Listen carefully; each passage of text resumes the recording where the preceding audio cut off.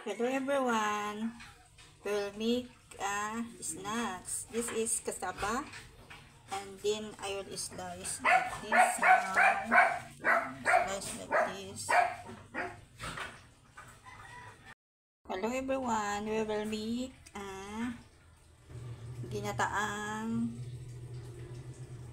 banana and cassava. This is the ingredient: sugar, banana, I sliced it already, and this is the cassava and we sliced it already, and then this is a coco mama. We will boil the cassava and then the banana. Ginagayin ko siya ng Ovaltine guys, kaya nag-brown siya.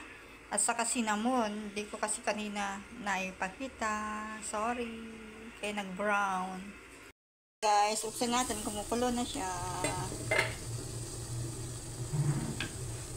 Lagyan natin to cassava. Kukulaan natin siya ng 20 minutes. Takpan natin ulit. 20 minutes.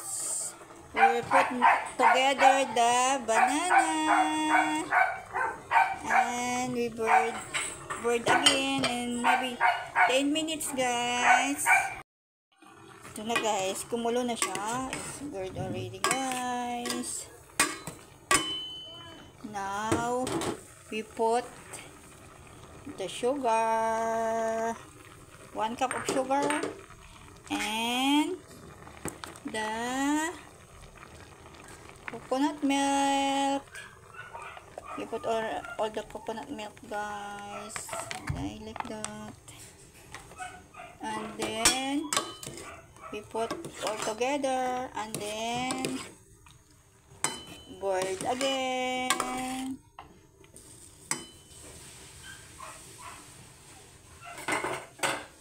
And we put the cover and boil again. Yan. Ito na guys, luto na yung ginataan na banana saka cassava, kahoy. Sarap guys, sarap. Tignan nyo, pakuloan natin ng ilang minutes pa lang para ano siya, ganyan po. Nag-blurred.